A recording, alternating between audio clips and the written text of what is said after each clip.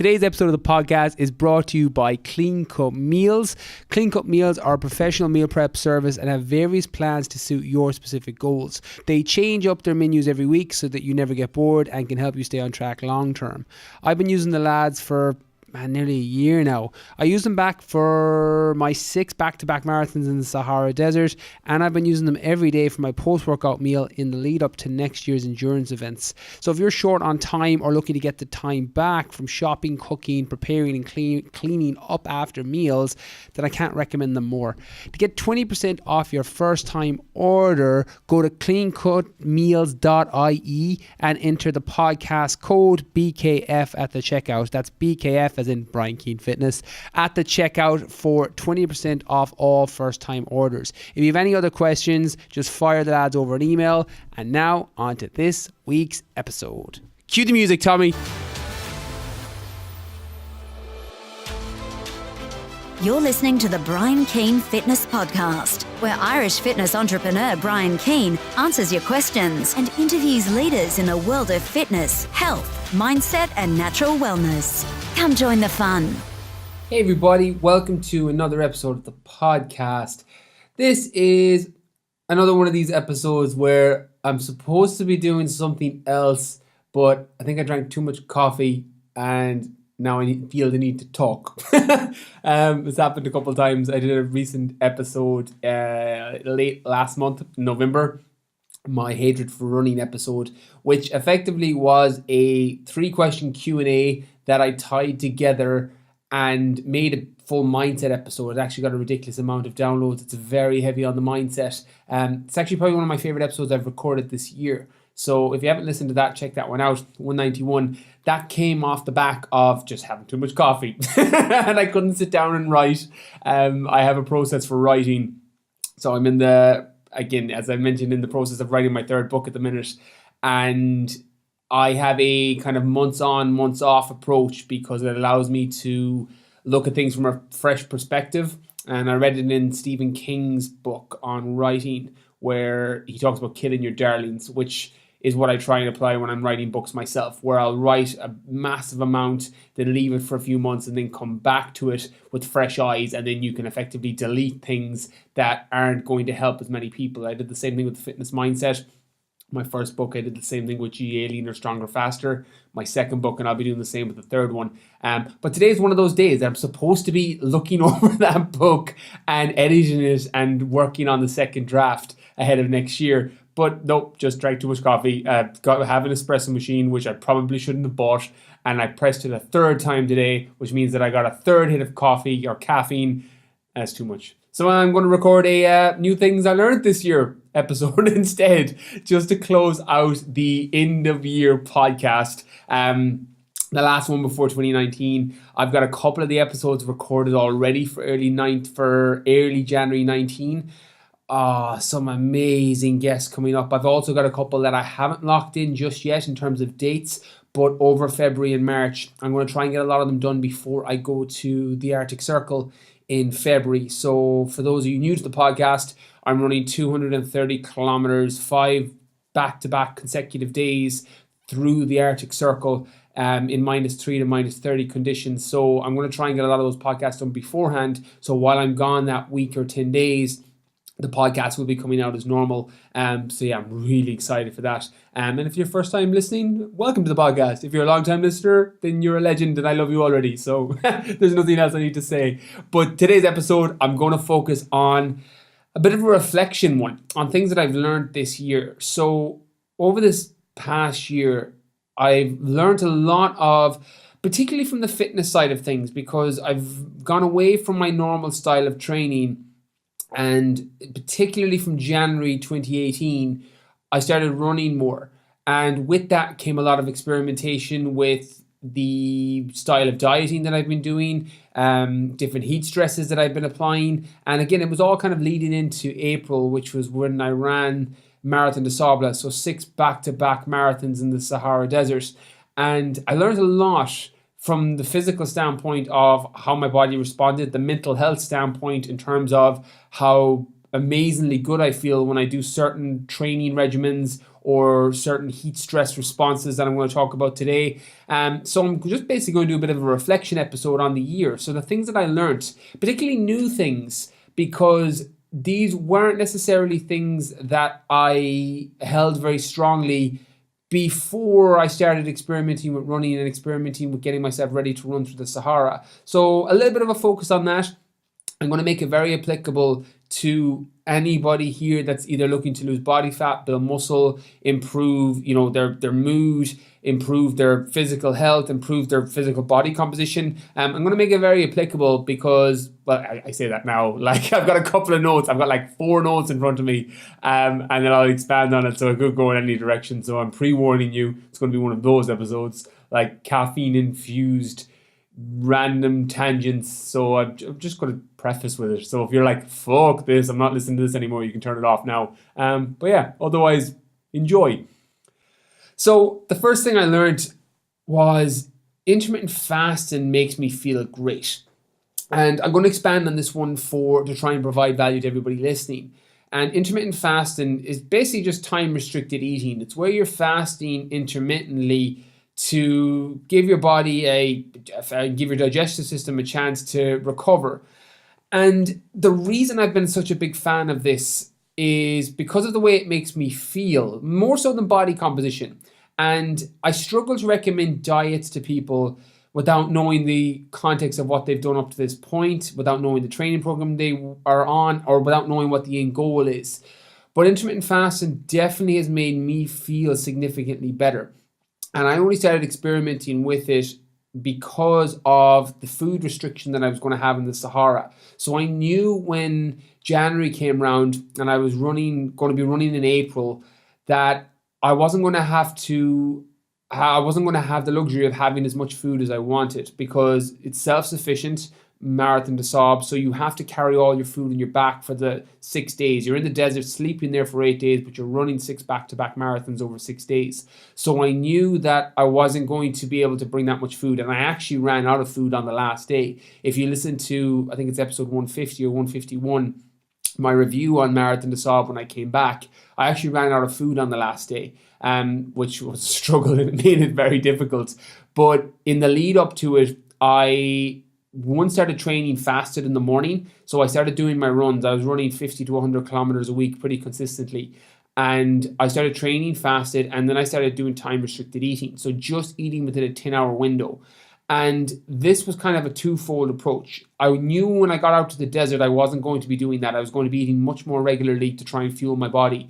But I also wanted to condition my body to become more fat adapted, which basically means that my body's efficient at using fat as a fuel source, either dietary fat or body fat that I've stored on my body, as opposed to being glycotic or glucose or glycogen based, which is very much carbohydrate dependent. So training fasted in the morning, I would do 20, 30 or 40 minutes with hypertrophy or hypertrophy, a circuit workout generally, very similar to what I'm doing now in the Arctic Circle training, where I would do my actual real weight workout, but more high intensity, more circuit based, to try and deplete glycogen and just get my body into a state where when I start to do a long run, 10, 15, 20 kilometers, that my body was using fat as a fuel source and it was making it a bit more fat adapted. So what I did over the last year was I tried to make myself more metabolically flexible, which means that my body can use glucose or carbohydrate, or it can use fat as a fuel source interchangeably, so I don't feel as fatigued and I don't hit the wall or bonk, which is what happens with a lot of runners or a lot of people that train and their blood sugar levels drop. And that metabolic flexibility has really, really helped. But the intermittent fasting, what I found was my digestion was way better, and my cognitive function, my ability to think, was much better when I did time restricted eating. So it's something I actually kept after Marathon to Sob, and I've been again using it training going into the Arctic Circle run next year, and I've been using a 10-hour eating window. I've mentioned this briefly on the podcast a couple of times, particularly with guests, but I haven't gone into it too much because for me, my goal right now it's not getting on and getting jacked with a load of muscle. It's not getting super lean and ripped. My goal is very much cognitive function, endurance, and physical health. So I'm actually a huge fan of time restricted eating and intermittent fasting for health. And I've spoken on a couple of diet podcasts in earlier in the year that it also works quite well for fat loss. And even though when you throw it into the kind of the fad with, I do intermittent fasting or do keto, when it's that kind of fad, when you start to see it in fucking magazines, it's a fad right now. So I always struggle with that side of it because you're coming at it from the wrong reason. When you look at a diet or nutritional strategy from a fad standpoint, you're normally looking at it as a quick fix. And intermittent fasting can work very well for fat loss because you're only eating in a time restricted window. It makes sense that if you're only eating for 10 hours of the day, you're going to probably eat less food than if you're eating for 16 hours of the day. So it makes it easier to get into a calorie deficit, which means you're eating less calories than your body needs and you're able to burn body fat as a result. I actually don't like intermittent fasting for bulking up. It's funny because I'm very fortunate or unfortunate, in whatever label you want to put on it, my body's ability to maintain muscle mass and build muscle mass. I build muscle very easily, very short and stocky. I'm 5'8" on a good day. I'm muscle bellies from working on a farm all my life. My body's ability to maintain its muscle mass once I stay within a calorie maintenance or a surplus, I don't struggle to maintain muscle mass at all. But intermittent fasting is something that has allowed me to drop a little bit of muscle, which has been a goal over the last few months because the less I have to carry weight-wise, the more I can carry on my back through the Arctic Circle, and it will also hopefully help me for Ironman next year, which I've got in June. So again, if you're listening to this, always reverse engineer your nutritional strategy or your diet off what your goals are. And one of the reasons that I don't like sharing my time restricted eating or intermittent fasting that much on the podcast is because it's very dependent on my specific goals. Your goals may be very different to me, and realistically, you're probably not trying to run 230 kilometers to the Arctic Circle in February. So your diet and training is going to be very different to mine. So I always want to kind of preface with that. But I definitely feel significantly better with intermittent fasting. Do I think it's the best diet for people? Again, context is key. It depends on your goal. All I know is the studies that I've read, and I've been reading a lot of books on either time-restricted eating or fasting, either multi-day fasting or time-restricted eating through the day, which is effectively intermittent fasting, and its improvement on things like autophagy, your body's ability to clear out cancerous cells, your body's ability to improve its immune system, so your immunity is going to be improved and you're not going to get sick as easily, and all the side health benefits that can come from either not eating throughout the day at regular intervals, or the alternative where you're doing multi-day fast, which I haven't experimented with, and I'm sure I will at some stage just to see how my body responds, and then I'll obviously either talk about it on the podcast or I'll blog it on briankeanefitness.com, and you'll be able to read up on that, on what I've experienced. Again, it's always first-hand experience, but again, always work it back off your goals. I personally, with the majority of people I work with, who body composition is the goal or performance. So in my BKF online program, it tends to be body composition. So building muscle, losing body fat, getting leaner. And in my GEA program, it tends to be very sports specific on top of body composition being pyramided as the top of what the goal that we're trying to reverse engineer back from. And I actually way prefer meal timing. So every 3 hours or a breakfast, lunch and dinner with a couple of snacks. I actually prefer that system for the majority of people. But intermittent fasting can also work great. And if health is your number one priority or fat loss is your number one priority, it can definitely work. And again, I work with people that we do intermittent fasting with them. But again, it always is going to be whatever works best for your schedule, into your lifestyle, and your nutritional strategy needs to be a reflection of what your end goal is. But all I know that I definitely learned this year is intermittent fasting, although maybe a fad in some magazines and papers that you see, definitely makes me feel better, and I'm very impressed with some of the studies that I've read on overall health and longevity. I definitely would check out Rhonda Patrick's work on that. Dr. Sachin Panda's work on that, and the book Fasting by, I think it's Jason Fang, quite a good book on fasting, even though of course anyone that writes a nutrition book, it's always going to be heavily biased on what they like, but that one also has a little bit of how to apply it even if you're not convinced that fasting is the best way for longevity or health, and how to introduce yourself into it and test it out, which is an angle of the book that I quite like. So first thing I learned this year is intermittent fasting makes me feel freaking great. The next one is, and if you've listened to the podcast and this isn't your first episode, that suffering is good. And there's been a trend with a lot of my guests that I've had on in recent months about getting comfortable being uncomfortable. And that if you can live your life in a perpetual state of discomfort and you're doing little things every day that make you feel a little bit more uncomfortable, growth is out the other side. And this is really, I've really doubled down and hammered down on this message over the last few months. And my outlet or angle or external thing that I tie to it is that of running. And if you listen to that episode that I mentioned at the start, 191, which actually the start of the title is my hatred for running, I'm very vocal. If you've listened to the podcast with Tom Otten or Dean Karnassus or Tom Evans, who are all super successful ultramarathon runners, they all love running, and it's their meditation or it's their main outlet. And I'm on the opposite side. I fucking hate running. And the reason I do it is because of the self-discipline that it builds. And for me, it's leaning into something that makes me feel uncomfortable every day, particularly every training day. And it makes me psychologically stronger and makes me a little bit more disciplined doing things that I don't want to do. And I've long held the belief that successful people do the things they have to do, whether they feel like it or not. And running allows me to exercise that muscle, pardon the pun, every day, because I fucking hate to run.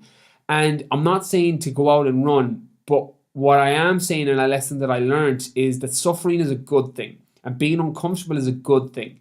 And I use the reference point of the gym because I'm someone that loves working out. I love particularly high intensity exercise, weightlifting, anything in that realm I love. Like I'm one of those people that loves the gym. And if you're listening to this, you tend to fall on one side where you're similar to me, where you've learned to love the workout and the pain that you get in the gym and you look forward to doing it, or you're on the other side where you hate it, but you do it because of the end result.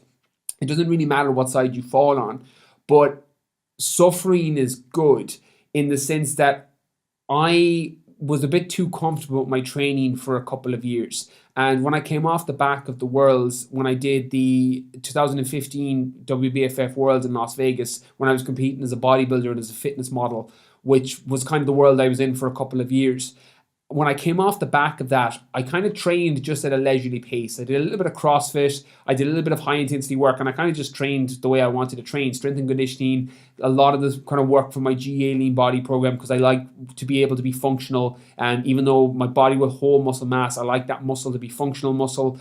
But then when I started to run, over the last 18 months now, I started to run in August. So if you're a long time listening to the podcast, when I started training for Marathon des Sables, which is 6 back-to-back marathons, I never ran a marathon in my life. I ran the first marathon ever in Dubai in January of this year to prepare for Marathon des Sables, and it was on road. And I started with 2-kilometer runs in August of 2017, in 2017. And I started with 2-kilometer runs, nearly got sick at the end of my first workout of 2-kilometer runs. Then I built up to 3, then I went up to 4, then I went up to 5 kilometers until I was up to 10, 15 kilometers at the end of workouts. And then I was running consistently 50 to 100 kilometers by January in preparation for the 6 back-to-back marathons in the desert. But what I learned was that I was getting psychologically a lot stronger from running, because every day I fucking dreaded it. Like if I was running outside, from when I stepped outside the door till I stepped back in, I hated every step. And when I stepped onto the treadmill to do it in the gym, until I stepped off the treadmill, I hated every step. But what I found was everything else in my life was starting to get easier. When I would have to sit down and write, when I would have to sit down and do an interview, when I would have to sit down and do a meeting or a consultation, something that was either cognitively challenging or something that, you may not have wanted to do. I'm very fortunate in the position that I'm in, that everything that I do for the 80-90% of the time, I absolutely love doing and would do for free. But it still doesn't change that there's certain things you lean into that you are more comfortable with and will enjoy more, and certain things that you do that you don't enjoy as much. That may be a conversation with a loved one or a spouse or someone in a personal or romantic relationship. That may be having to do a work task where you're constantly procrastinating it and putting it on the long finger because you just don't want to lean into it, and the thought of it just makes you kind of edgy and anxious. And what I found was my ability to get stuff done was massively enhanced off the back of coming back from Marathon des Sables. And firstly, I thought it was because of the amount of confidence that the amount of confidence that that event generated, because my reason for signing up, if you're a long-time listener, was that I wasn't sure if I could do it. I had no running background. As I said, I nearly got sick after my first 2-kilometer run. I'd never run a marathon. I'd never done anything multi-day. I'd never ran an ultra marathon. And I was trying to run 6 back-to-back with an 86-kilometer on the Thursday. On the 5th day, through the Sahara, self-sufficient, water rationed with food on my back. And I wasn't 100% sure if I could do it. And when I came back from it, I had this massive confidence increase that I could do anything. And all the other limitations that I had started to lift as a result.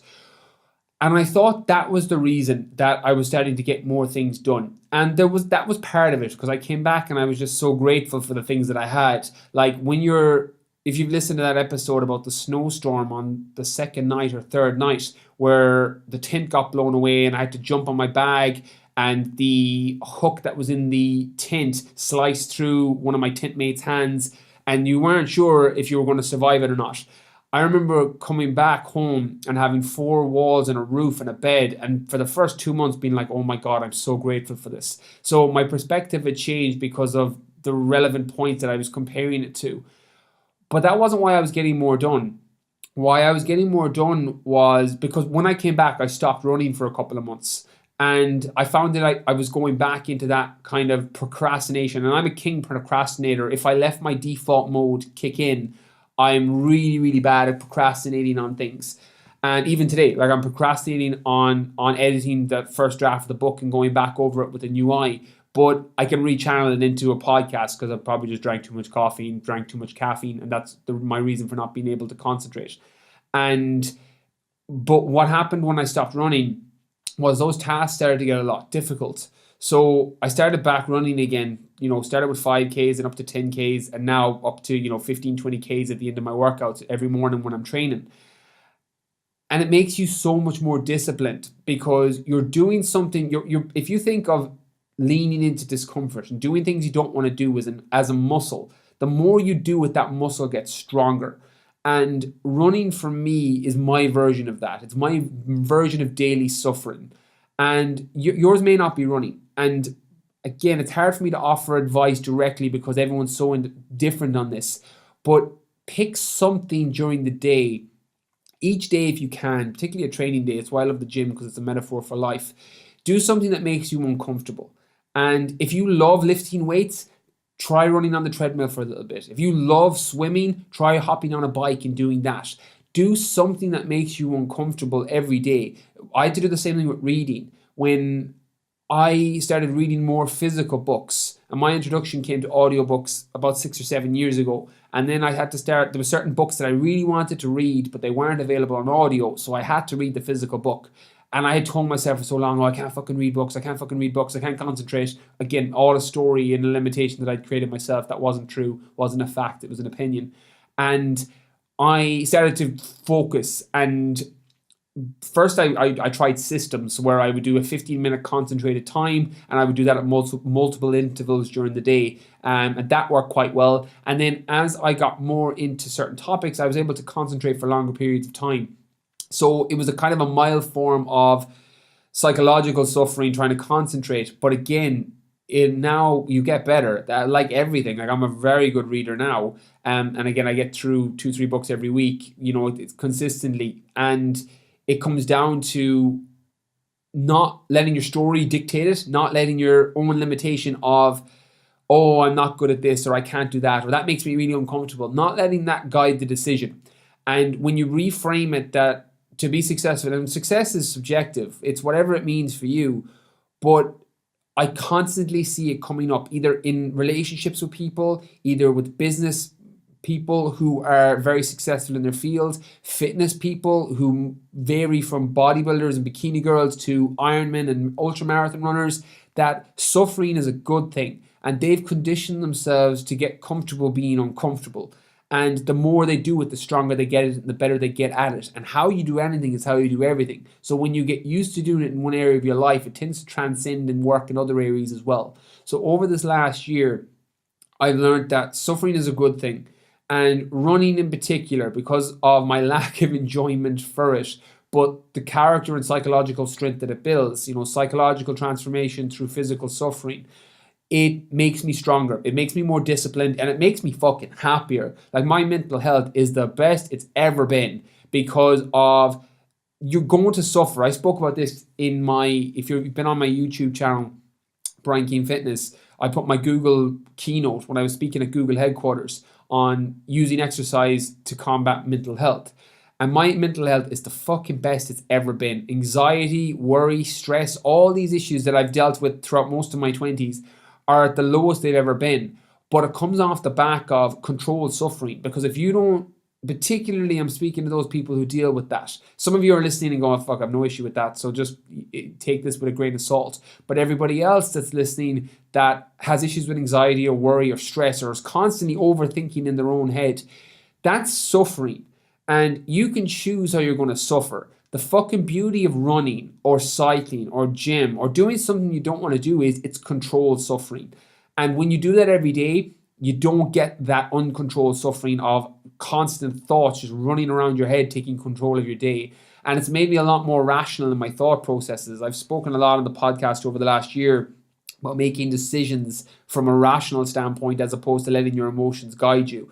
And it's a way of making better decisions in most areas of your life. Again, I can't speak for anybody else, but I've made all the shitty, bad decisions I've ever made came from an emotional state. It came when I reacted as opposed to being reflective and stepping out of a situation and looking at the big picture and being a lot more rational making a decision. That goes in every area. But suffering is good. And that controlled suffering allowed me to take back control of it. And again, mental health is something I've spoken on, dealing with mental health, I think episode 176 or 177, one of my most downloaded episodes of the year, that spoke about taking control of it. And when you own it, you can control it. And when you control it, you can change it. But suffering is a good thing. So pick something every day. It might be reading. It might be running. It might be the gym. It might be just having conversations where you're not working away from conflict avoidance because you don't want to have a conversation with somebody. Lean into that every day or at least 5 days a week, particularly if it's training wise, and lean into it because your life will be better as a result and you'll feel better if you get comfortable with being uncomfortable. So the next one I learned, and I wasn't going to include this one, but I've decided to include it just in case it lands and resonates, is that work really doesn't feel like work when you get a few things right. And I've been preaching this, preach is a strong word. I've been talking about this for, I think since I started the podcast in 2016, that when you do things that you love, you never really feel like you're working. But this has really hammered in over the last year. And I've had a fantastic year in terms of business, the amount of people I've got to work with, my kind of ventures into business and into speaking and into seminars and corporate talks, all things that I love. And I'm very fortunate with the position I'm in. But it only works that way when you get very clear on what your end goal is. And one of my favorite quotes comes from Abraham Lincoln, where he says that, I'm going to work and kind of paraphrase it, but his quote is that you learn something from everybody you meet, even if it's what not to do. And just to cut out that last bit, you learn something from everybody you meet. And as I spent a lot of this year working with people on their business, particularly fitness businesses, and working in consultations, either full-day consultations or people that are coming to my business seminars, it made me see that all the mistakes that people were making, and when I say mistakes, doing things that weren't in alignment with the end goal, were nearly the same across the board. where people have an end goal and they're actively taking steps that are moving them further away from that end goal. And the people that were doing well, because I've worked with some very successful fitness, either people running personal training businesses or running gyms or in the fitness industry in general. And success leaves clues. The people that were doing the best were the ones that were very clear on their end goal and were working backwards from that. And I'm going to branch this one out because when I say work, it doesn't really it's not fully narrowed down to just actual job and daily work, your 9 to 5, Monday to Friday. It also applies for nearly everything that you do in your life, that when you get a few things right, it doesn't really feel like work. And in the context of your fitness, if you've listened to the podcast, you know that I'll frequently use the quote, one of my favorite quotes from Buddha that I brain tattooed is, you're not going to be happy at a destination if you're not happy on the journey, which means that if you don't enjoy the process, you're not going to be able to stick to it long term. And I always say that when it comes to nutrition and diet and training. It's why I'm so anti-fad diets and, 6-minute abs and 6 weeks to lose 6 stone. All the quick fix stuff that gets sold or gets marketed to people, because it's not the long-term solution. Like, if you can lose 6 stone in 6 weeks, you ain't keeping that fucking 6 stone off. Like, that's just the reality of the situation. It's the reality, with the exception of, a complete outsider or outlier. The majority of people are going to bounce back because you haven't put the correct habits in place. You haven't had the physiological response over a period of time where your hormones and body can actually compensate or support you on the weight loss journey or muscle building journey or whatever it is. Like, it's taking a shortcut and you're robbing happiness from tomorrow to pay for it today. And it means that you might lose your weight or, look a certain way right now. But if you had to take this super strong fat burner or this fad diet or this hormone or whatever it is to do it, you're robbing from tomorrow, because yes, you might look great today, but in 2, 3, 4 weeks time, when your body rebounds back, you're going to have a whole other host of problems to deal with in terms of the rebound, the psychological suffering that can come from that, the hormonal imbalances that can come from that. But when you get a few things right, it never feels like work. So in the context of fitness, get your nutrition dialed in. A nutritional strategy that works for you with foods you enjoy in a calorie deficit, maintenance, or surplus, depending on what your goals are. Doing a training program that you can stick to consistently that's in alignment with the end goal, getting bigger, getting stronger, getting faster, getting leaner, whatever that is. In the context of work, then, it's being very clear on what you want your perfect day to look like. And this is something I've covered in my business seminars. I actually touched on this a little bit in my fitness seminars as well, that to get your perfect day right is such a simple concept, but there's genius in its simplicity, because your days fall into weeks, your weeks fall into months, and your months fall into years. And people are always like, oh yeah, I want to be more fulfilled, or I want to feel better and have a great life, etc., which is what we all want, we all strive for, and we all desire. And again, I'm generalizing massively, so that may not be true. It's what I desire. But it starts with focusing on the smallest component part, and that's getting your day right. And when you get your work day right, or your life in general, the people you're around, your inner circle, the people you're spending the most time with, when you get these things right, it never really feels like you're putting in the efforts that you are. And Steve Jobs, who owned Apple before he died, great book by Walter Isaacson on Steve Jobs, spoke a lot about his envision of the iPod and the iPhone, and that he used to work ridiculous hours, but it never felt like work. And he used to always say that you have to be a little bit crazy to do well in business, because any sane person, if they didn't love what they do, would have given up years ago. And that's kind of how it feels. And I've given you a little bit of insight into my life, just to use it as context to hopefully tie the whole theory together.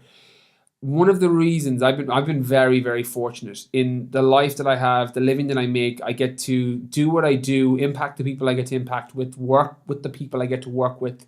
And there's so many things in my day that I do that I'm like, I can't believe I get to do this. And that comes off the back of making very conscious decisions on where I want to go and saying no to everything that doesn't support that end goal. one of the things in the areas that I've struggled with, and I've spoken on this in the podcast in the past, is personal relationships, personal, romantic, familial relationships. It's something I've really had to work on over the last few years because of some personal development issues, some of my own insecurities manifesting in physical form, lots of different issues I've had to kind of counteract and work on.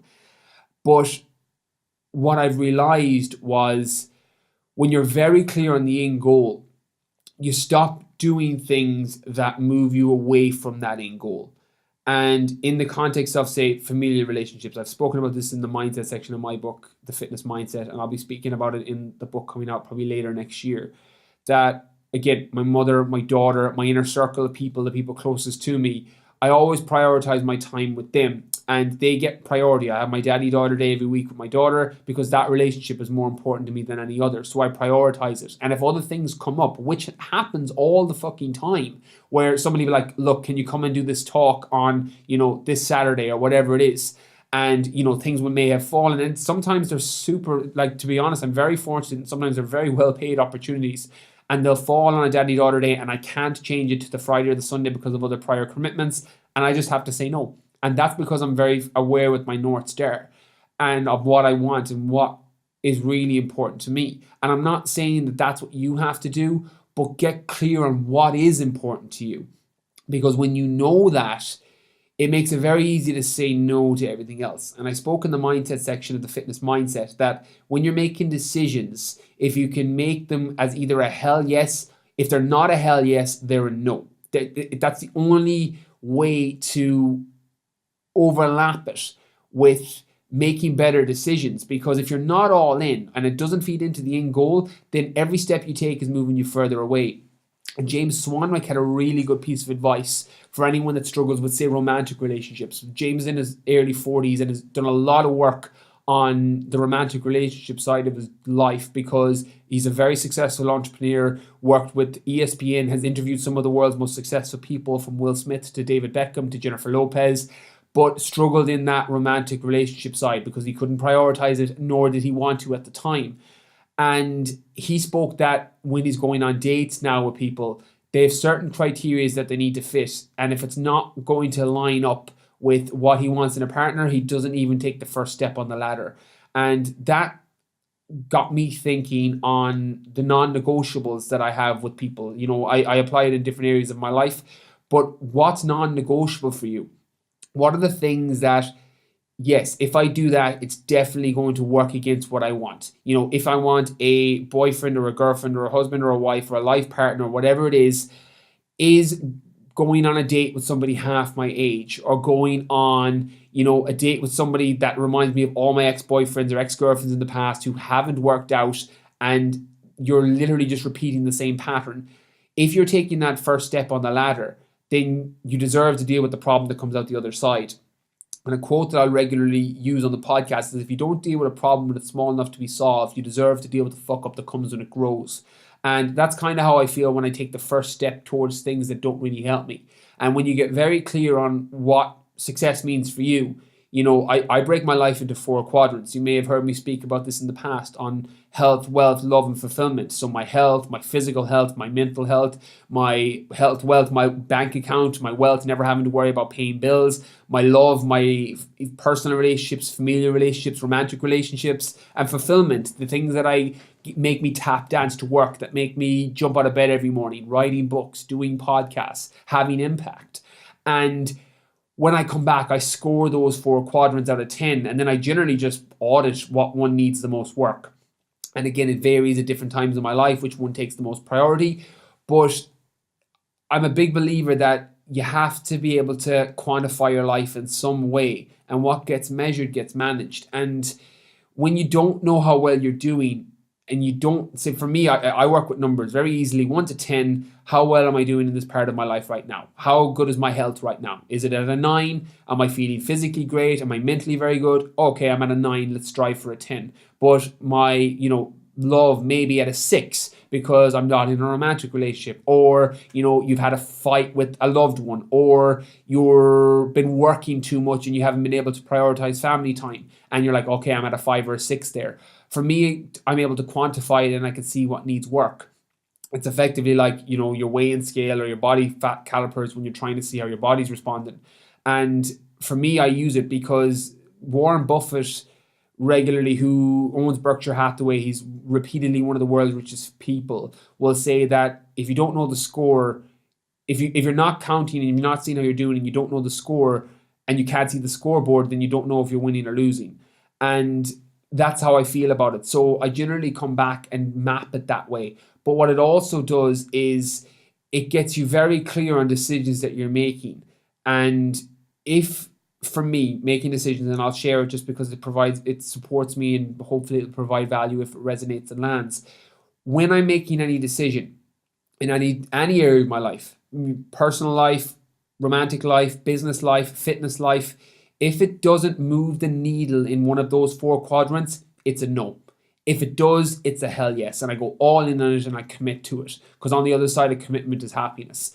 And when I do that, it normally helps. So over the last year, when I got very clear on the things that I really want to focus on, so the podcast, which is something that's been growing month on month over the last year, probably with the combination of some of the guests, combination of you listening, telling your friends, or putting it on your Instagram stories, or leaving reviews, a combination of a lot of things. But it's been a primary focus for me because it's my favorite thing that I'm doing at the minute. That in combination with writing. So getting the first draft edited for my new book, which will be out, it'll probably be late next year realistically, because I have quite a long writing process. And then speaking, which is something that I've been doing a lot of over the month of December. I did my 2 business seminars and a fitness seminar and a lot of corporate speaking over November and December. And that's something I'll be expanding into in January and February, and when I come back from the Arctic even, because it is something that I love doing. And it moves those areas of my life forward because it's what I love to do and what I would do for free. And when you're able to make decisions, and I've spoken about this in the random episode with Paul Germany, that I make decisions based out of, would I do this for free? If the answer is yes, then I take payment for it. That's how I decide the people I work with. That's how I decide what speaking appearances I do. That's how I decide on any decision that I make. Because when I was struggling for a long period of time because of the opportunities coming my way, in a very fortunate position, high in the fucking first world problems here, but I was having so many opportunities coming my way and I wasn't able to filter through them. And sponsorships, or people wanted to do affiliates, or people wanted to do some link up, and I didn't have a filtering system set up, so I didn't know what to say yes and no to. So what I effectively came down to over the last 18 months, particularly over the last year, was, if I'll do this for free, then I'll take payment first. So I have a non-negotiable speaking fee. I have a non-negotiable, whatever appearance I'm doing. I have a non-negotiable sponsorships on the podcast. I have a lot of non-negotiables that this is the fee, this is the price. And I base it off, would I do this for free? And that's how I decide the people that I work with. Again, I'm not saying that's what you should do if you're working in business or you're working for yourself. That's just the way that I make decisions. But it also helps to kind of clarify some of the ideas on when making decisions, that you need to be all in on them, and they need to be kind of labors of love. And when you're doing things that you really love to do, it never feels like work. But you have to get those few things right. You've got to get very clear on how you're quantifying the results, on how you're tracking the success metrics, on what's your scoreboard. What do you need to do in order to hit this end goal? Who do you need to be around in order to feel happier and to feel more secure and to feel better?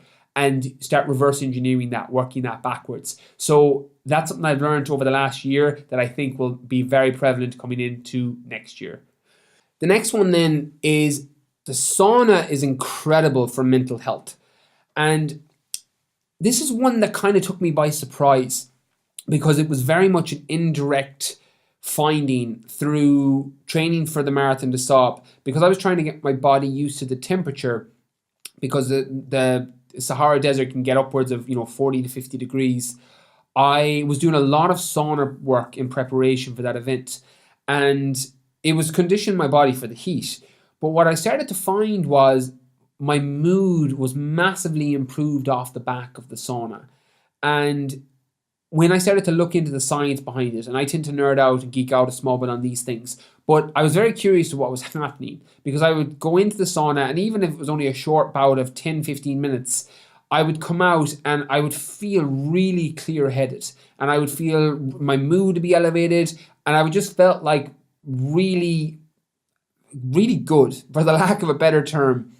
And I wanted to know why. So I started to look into the science behind it, and the heat stress pathways that are created when you're putting your body under heat stress, the effects on brain neurotropic factor, where you're thinking clearer, and the parts of your brain that get activated through heat response.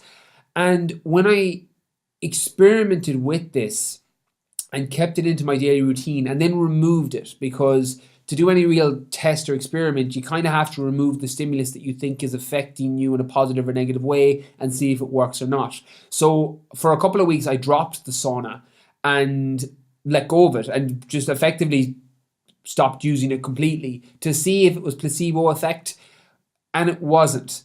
And again, a lot of the hard science is coming up now. Dr. Rhonda Patrick is really good with this. It was actually her podcasts on Found My Fitness, I think her podcast name is, and the reports that she was linking up on the effects of sauna with Dr. Mercola, I think is the other doctor that has a lot of work on this in terms of infrared saunas. And when I had Michaela Peterson on the podcast, Jordan Peterson's daughter, talking about the carnivore diet and her autoimmune issues, she spoke a lot about the effects of sauna on her health and her gut and how she felt so much better.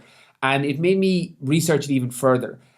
And if you're someone that, I don't want to say and classify this as someone that struggles with mental health, because I think anybody could benefit from this. Like, there's a lot of longevity studies being done on the heat response and the heat stress pathways that are basically being affected by putting your body into a stress response, and the heat shock proteins have been in a stress response of elevation in core temperature through the sauna, through infrared sauna, or just through heat in general. And I would definitely experiment with it. If you can get to a sauna in a gym, just play around. Go in one of the days when you have to just clear your head, or you're feeling a bit low, or you're feeling a bit down, or you get SADS, seasonal affective disorder, where a lack of vitamin D affects your mood negatively. Try going into the sauna. Try doing 10 to 15 minutes in a hot sauna and just see how your mood feels when you come out. This is something I spoke about on my GA podcast, that when I was speaking about ice baths and steam rooms and saunas.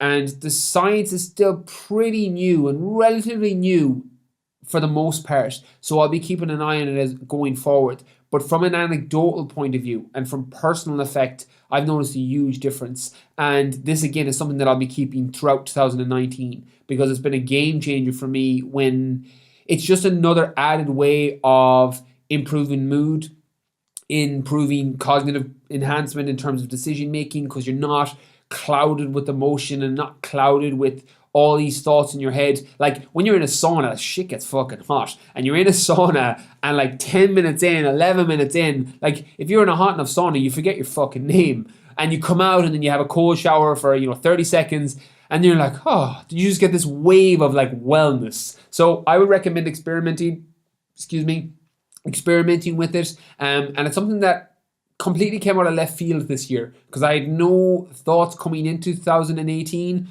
on playing around with sauna and heat, but in the lead up to the desert, it kind of worked off a byproduct, and it's something I'll be keeping. I've also been doing a lot of work with cold, so I have a ice bath also in my house, which is very effective. I've been doing a lot of Wim Hof breathing, and trying to increase my body's ability to work in cold conditions coming into the Arctic.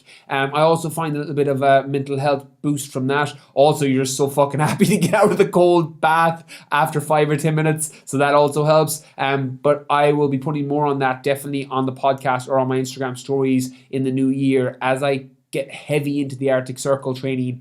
So definitely stay tuned on my Instagram for more on that. The last thing I learned this year then was book writing helps you work your shit out, and you fucking see how crazy you really are.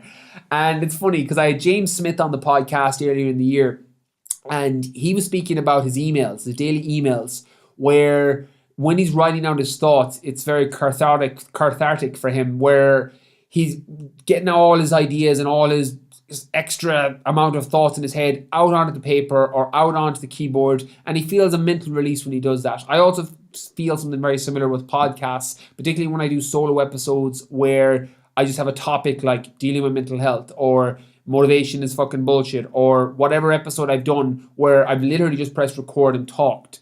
And book writing is very similar. And I'm going to flesh this out to try and provide value, because some of you listening, you'll be like, yeah, fuck, I've got a book in me. I want to write a book. And if you do, you should start writing. And any tips I offer people to write a book is to fucking write. As simple as that sounds, it's the hardest thing to do. There's a great book by Stephen Pressfield on the war of art, which talks about the resistance that comes when you're writing and the difficulties that come, particularly like the second day or the second week or the second month, when the initial when the initial motivation runs out, and how to push through that. It's an incredible book. That, in combination with Stephen King's book titled On Writing, are probably the two best ones that I've consumed that have helped me with writing my books, writing blogs, etc. But what I would advise is, even if you have no plan to write a book, start journaling or start writing or blogging, even if you never post it anywhere, because you'd be so surprised how quickly you start to work shit out, and you realize how fucked up you are. Like, the more I go through life and the older I get, and every year that passes, and the more self-aware I become, I realize that everybody's fucked up, just everyone's fucked up in their own different ways. And myself, and I'm right in there in that bracket and probably top of that fucking ladder. And everybody has their shit. Everybody has their demons. Everybody has their biases. Everyone has their experiences that have made a fucking mess of them and make them see the world in a certain way. Everybody has that, positive, negative, or neutral. And as you get older, or I can't speak for anybody else, but as I get older and the more people that I meet, I realize that everybody's fucking crazy and everybody's fucking messed up. It's just relative in terms of the degree in which people are messed up and how negatively or positively affects their life. You know, you can very quickly turn a negative thing into a positive thing depending on the perspective that you give it. You know, like how many people... Oprah Winfrey is one of the examples I always come to. Somebody that was repeatedly raped and molested as a teenager, had several miscarriages, has gone on to become one of the most successful people in the world. She's a fucking inspiration. And somebody like that, turning negative, she's like, it's fuel. It's fucking fuel. She goes, I remember where I came from and I remember where I was, and I use that to make me move forward and give back and make the world better. Like, that is perspective. That's using negative and using obstacles as stepping stones to get to where you want to be, and not wallowing in self-pity and living a victim and being the victim. And I've spoken on this from my personal experience of going through too much of my life as a victim and constantly blaming the world for all the fucking things that were wrong in my life, not realizing that everything that's wrong in my life is my fault. All of it. Every fucked up relationship, every bad decision, every issue that I've ever had, my fault. Doesn't matter if it happened externally, didn't matter if someone beat the fucking shit out of you, didn't matter if somebody said you or called you this name or did that, it's you, because you're interjecting perspective on what the words and the attachments that you're giving to the words or the emotion of the situation that happened. That's on you. You can own that shit, and when you own it, you can control it, and when you control it, you can change it. And book writing or writing or journaling helps you work a lot of that shit out. Stuff that you didn't even realize was there. And for me, it kind of removes a cloud and gets you to kind of tap into it. And that in combination with running has also helped me do that, because when I'm doing longer runs, particularly the ones that really challenge me, like I'm 85 kilos, 5'8", like I still carry quite a bit of muscle. I'm not built to run fucking 70 kilometers. And you know, nearly double marathon time. And when my body starts to go past that marathon distance, either in ultra marathon events or when I'm doing my own runs, your demons start to come up. And all the insecurities that you have start to fucking come up. And that negative voice of stop, you can't do it, you're not good enough, they start to come to the forefront. And it kind of ties into the suffering is good. And when you can get control of that voice, you're able to use it as fuel for the fire. And you can repeat a mantra that makes you stronger. You know, like I used to have words, I've got my trigger words that I've spoken about on other podcasts, you know, stupid, weak, words that were used in my childhood, words that were used when I was growing up, words that came from people who were supposed to provide you with the security to make you a better version. but you get those words and you repeat those mantras and you turn them around. When I was running 76 kilometers in an ultra marathon through Barcelona, I was fucking broken after the marathon distance because of the terrain. And I just remember those words of people calling me stupid. And I would repeat the mantra, I'm not fucking stupid, I'm smart. And I would remember when people called me fucking weak and told me I wouldn't be good enough. And I would repeat the mantra, I'm not weak, I am strong, I am worthy. And you just repeat that over and over again until that becomes your automatic thought process. And you condition your mind. Realize that all those negative thoughts and all those fucking words and all those trigger words that make you feel insecure, and then you project it outwards into other people, or worse, you suppress it and bury it down and make you fucking feel worse about yourself, and you just repeat that pattern. The more you do that, the more habitual it becomes. And when you realize that those fucking words, you didn't put them there, somebody else put them there. Someone called you fat, someone called you stupid, someone called you ugly, someone called you not good enough, someone called you weak. Somebody put those fucking words there. They didn't get there by themselves. And when you realize that, you're able to take back control of it and realize that that's not the truth. That was an opinion of a person close to me. That was an opinion of somebody that said that word when I was a teenager, or, even now if you're dealing with those insecurities in adulthood. They were words that were put there by somebody else. Take fucking ownership of them and realize that they're opinions. They're not facts. And when you separate facts from opinions, you realize that everything's an opinion. It was somebody else's fucking opinion, and now it's become your own. And beliefs are just opinions that have been hammered in over and over again. And if you want to change a belief, you got to get to the fucking root of the opinion and realize that that's all you have. Your belief system that you're not good enough, you're not worthy enough, you can't do it, you're not smart enough, is an opinion that's been hammered in over and over again. You don't need to hold on to that, because you've decided to constantly reinforce that opinion until it became a belief, and then it makes it very difficult. I spoke in the fitness mindset that words and opinions are like seeds, that they're pretty easy to dig up in the beginning, but if you let them grow for 10, 20 years, it's a lot fucking harder to dig up a full-grown oak tree. That's what happens with beliefs. They all start as opinions. Opinions are the seeds, and your beliefs grow into oak trees the more you hammer in and the more time you give to that opinion. If you feel you can't do something, if you feel you have something that's holding you back, realize that it's up to you to fucking change it. This is the thing with an oak tree. You're not a fucking tree. If you don't like where you are, move.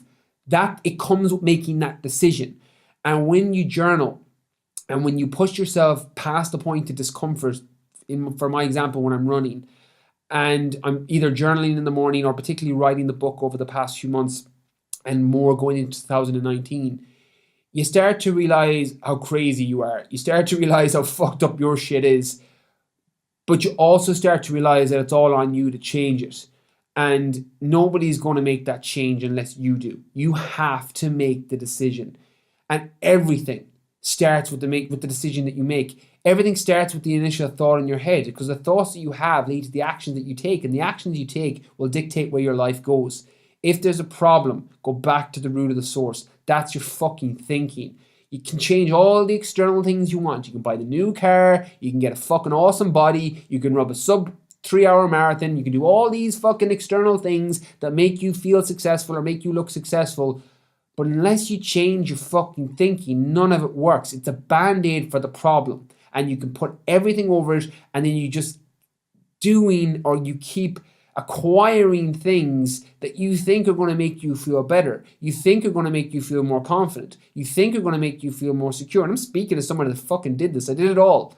And the more you do it, you realize that, what the fuck, I'm doing the same thing over and over again and expecting a different result.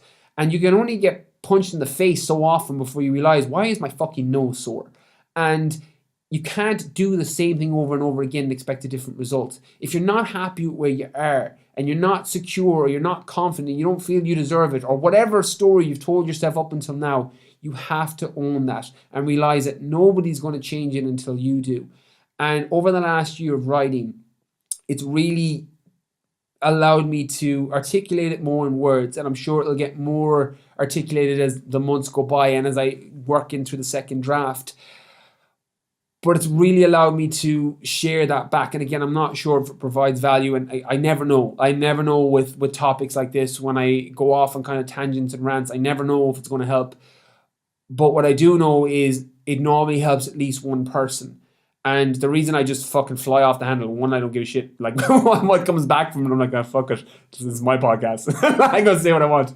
But the reason, jokes aside, is that I share it is because if it hits one person, and it was normally me that I need to hit, I always kind of aim at the message when I go off on these rants or tangents. They're normally aimed at a younger me because there were messages I needed to hear. And the older I get and the more people I meet and the more fucked up I realize how everybody is, we're all kind of fucked up for different reasons, but it normally comes back to some root cause of something that's happened to you, some fucking trauma you're dealing with, some insecurity that you have, some issues with confidence, whatever it is. We all have it in some area of our life. And that's become more profound over the last year, or more, I've noticed it more over the last year as I've talked to more people in different areas, that we're all fucked up. We're all crazy. Just we've all got our own different ways of dealing with it. But one that I found has helped me has been writing it down and getting those ideas out there in combination with challenging myself physically to the point of where I don't think I can do it anymore. That tends to support me a lot with working through some of those demons. And you may not have a demon. You may have a small one. You may have a fucking huge one. It doesn't matter. But working through whatever of your area of your life that you're not happy with, because you can change it. That's the beauty of not being a fucking oak tree. You're not stuck where you are. If you're not happy with something in your physical body, in your relationship, in your finances, in your job, you can change it. It may not change overnight, and most good things that happen don't change overnight. But it comes with making the decision. It comes with altering your thoughts and the way that you're seeing it. And then your actions will change as a result. And as your actions change, you're going to form different daily habits and make different decisions every day. Tell me what you do every day and I'll tell you where you'll be in a year. But it comes back with making a decision and going back to the source and realizing that every belief you have is just an opinion that's been hammered in there day after day, week after week, month after month, year after year. And if you want to change it, you've got to go back to the source and change it. But book writing, it helps you work your shit out. So I recommend it.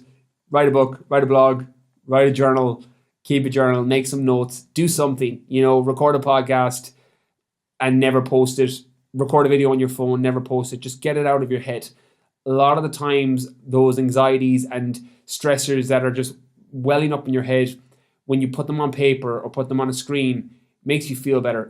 I don't know the science of how that works. I just know as someone that has used it anecdotally that it helps. So hopefully that with intermittent fasting, suffering being good, how work doesn't really feel like work if you get a couple of things right, and how the sauna in combination with book writing may help you and support you in your journey into 2019. These are the new things that I learned this year. So I hope they help. And as I said, this was another one of these episodes. I've got 4 notes in front of me and I just talked kind of as it came to my head, and I hope it's provided value. If it's your first time listening, thank you so much for joining the podcast. I hope to provide you as much value in 2019, and definitely go back and check some of the older episodes in 2018. Most of the ones that I've done are evergreen, so they're applicable year round.